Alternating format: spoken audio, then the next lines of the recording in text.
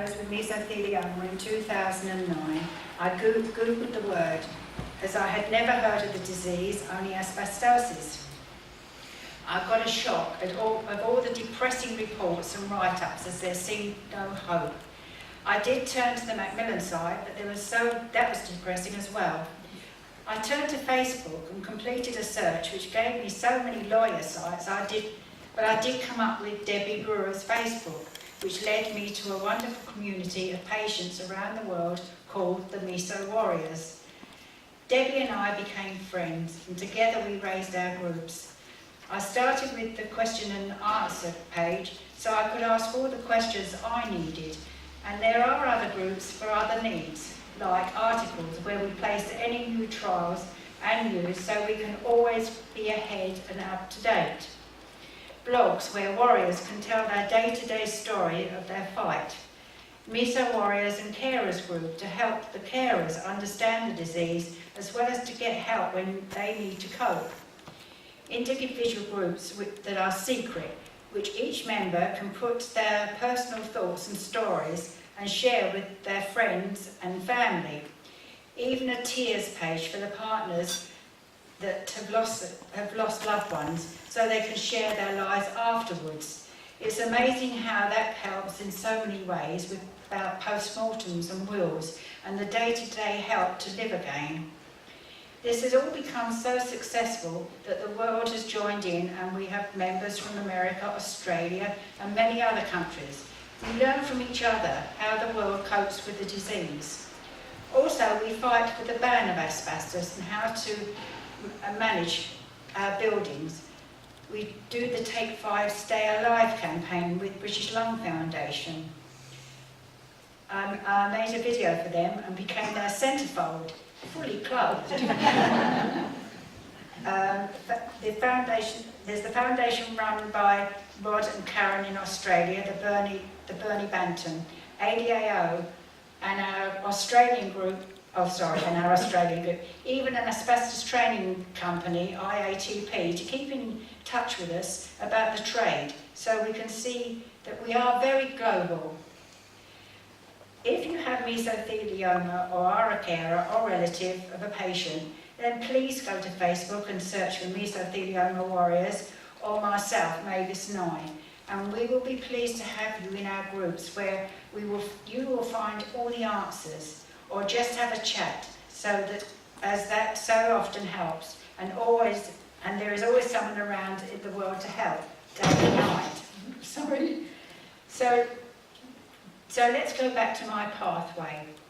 I have mesothelioma. I was diagnosed in 2009 when I couldn't breathe. I had been to the GP with a numb and twisting arm. The GP diagnosed a trapped up ulnar nerve and made an appointment for me to see the specialist at the Kent and Canterbury. In the meantime, my hands were getting very claw-like, and my right arm, when I held it out, was pulled to the left. I wasn't really convinced, so I went back for a second opinion, and I saw a locum who sent me for an appointment for an x-ray. That appointment came through in about 2 weeks. On June the 4th, I went to vote and I was struggling for breath. I did make it and voted, but came back home, but I was very breathless. That afternoon I had a phone call from my GP to say he'd arranged a bed, so please go now to the Kent and Canterbury. You have a shadow on the lung, and I learnt later that the locum thought I had a huge mass. I was seen straight away in the A&E and had 7 litres of fluid drained. The next day I had a bed in Invicta ward, and I was told my fluid would be tested for cancer cells grown in a dish. I was asked if I had worked with asbestos. Not surprised, I said Ray had. We had lost so many friends with mesothelioma, although we didn't know that was the name, just lung cancer. A doctor told me that's what they suspected. I had to wait 3 days in the bed. The results came through, but I was on my own and I couldn't take it. And I asked if I could wait until Ray came in. He agreed. And when Ray came in, I was calmer. We discussed mesothelioma and what might happen.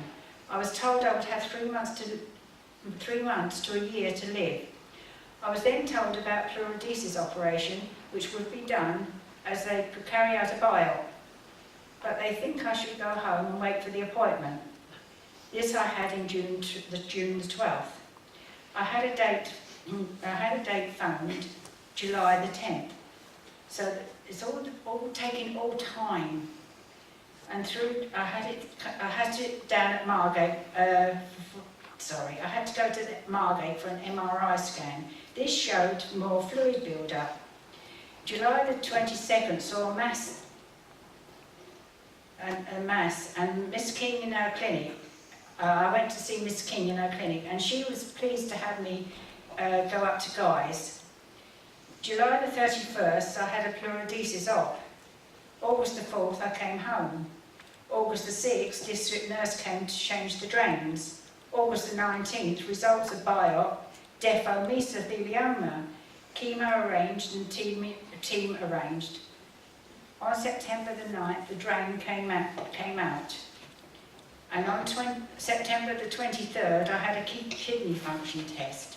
And September the 29th, I was tattooed for radiotherapy of the wounds and the porthole, and for the biopsy, and one for the drain. September the 31st, I had radiotherapy. All ready for the chemo, cisplatin and a limiter. This worked, So what I'm trying to say is the time that it takes for this to happen. I knew in May, and here I am, coming up to October. And it took all that time before they actually started on chemo. I had cisplatin and a limiter, and this worked for 15 months, where I lived a normal life, until the dreaded day of regrowth. I immediately said more chemo. To be honest, I wish now I'd spread that treatment so that it took more time, and give me more time then, so that I could. You don't think that you can live. Once it starts growing, you think, oh God, so don't panic. Wait and take it all in your own stride. I tried for the Adams trial, but I had a biopsy and there wasn't any arginine present. And that took another 9 months of travelling to London to find that out. But I was offered the NGRHTNF trial at Maidstone, which I'm afraid that did not work. So 2 sessions of cisplatin and a limiter, I became allergic. But it did work, and we had stable again for a while, and then growth was found in my next scan. What would I like next, as there are no new trials or chemo? I'm not used to a doctor saying to me, what would you like next? What would you like to do now? I want them to tell me, but they don't know. But I thought it was because they didn't know, but in actual fact, it's because the National Health Service, they could have to stay within the guidelines and what's being paid for. And so it shouldn't come down to a patient to keep trying to find it out. So 2 sessions of cisplatin and a limiter, I became allergic. I emailed JS on a Monday. I did it. And I went up to St Bart's on that Friday. I was in an appointment where Peter offered me the last place in the Adams trial, but it would mean another biopsy. He threw me a lifeline of gem and carbo. I could have that locally said. So I go back to Canterbury and say to my oncologist, I can have this. And she said, can you? I didn't know that. I said as it's a slow grower, let's wait. A scan every 3 months, though, was showing the growth of 2 millimetres every 3 months, and I wasn't happy. I got right behind the Sarchi bill and worked with Lord Sarchi and the doctors. And I was on the committee that lovely day when he launched it, and I was sitting by his side, and I was sitting there with pride for us mesothelioma warriors. I had to find an answer. I had always had to search for my treatment. The hours spent Googling, searching through trials.gov.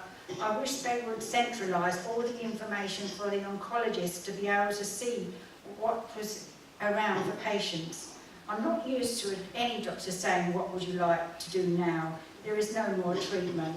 Why does a doctor in the south know more about treatment available than a doctor in the north? And I believe my patients, and I believe And believe me, patients are told, oh, chemo will just make you so ill, go home and put your affairs in order. And I had a doctor advise me to go to the Marsden. I won't say who that is, but he's just gone home. I asked my oncologist and she referred me. I'm now on phase 1 of the trial of the MK3475. And it's a drug being tested, and it blocks the interaction of a substance called PDL1 with PD inhibitor. I can't say it. They looked at my bio stored at Guy's and one at Huntington, and I was able to go on this trial. What I would like to say for the future, really what I should pop in there, is I've only heard yesterday, I'm the first person in the world to have the shrinkage that I've had. Wow. And so,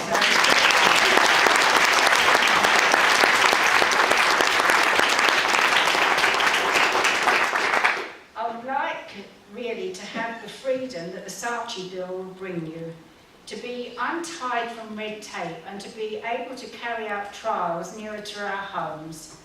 Why every time I ask about a trial I'm told no, when in another hospital there are trials going on. But I have to research and find out where. The amount of travelling I have done you wouldn't believe, and it's very costly, both in time and emotion. The pharmacists should work with chemo departments. Better may be to have a continuous working through the dinner hour ready for the 2 p.m. sessions. We have to wait, and in that 3 hours. And that 3-hour session becomes into the early evening, and we're there all day and we're being worn out. When the oncologist books an appointment with a patient, she should also demand an appointment at the same time for a scan, so that the request doesn't sit in a basket for weeks waiting to be processed. And we, the patient, sit at home seeing the 2 weeks going, and with 2 weeks away, no, it won't be ready in time. So we have to chase it. I would like to see a database where your local oncologist has access to trials that may be suitable in other hospitals instead of me researching online. I have no negative comments against doctors or nurses who have worked tirelessly to treat my cancer with passion and concern. I hope my efforts in making the world aware that through my talks, meetings and House of Commons, and the highly successful over 200,000 hits on my blog, and my recent interviews in London with a certain gentleman sitting there on the command trial. We had a wonderful day, didn't we? That reached 35 million people, I believe. I don't know if that went up, did that figure? And it's gone some way to show you how proud I am of my hospital, and especially the Kent and Canterbury, but now the Royal Marsden. Now it's time. Now it is the Royal Marsden's turn, and I've started the trial. My results are amazing, everyone, and the shrinkage in every area is great. But now they have to find out why it worked. So that's more looking at my DNA. There's been a lot of awareness raised from the Emmerdale soap as Donna had been diagnosed. There was a lot of very confused youngsters on Facebook who didn't understand why such a young person was diagnosed. Questions about asbestos were raised, so I was pleased to be able to put in an input and put them right.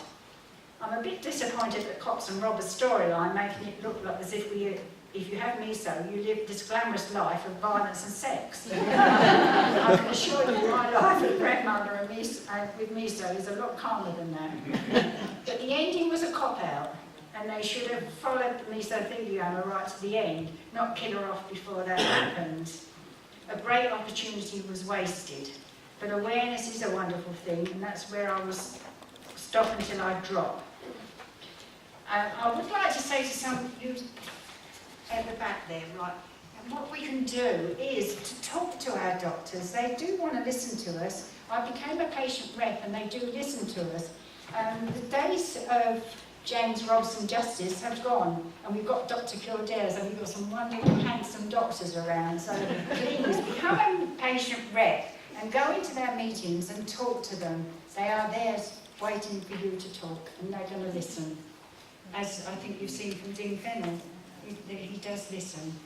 Okay, so that's it. I'll just start with you.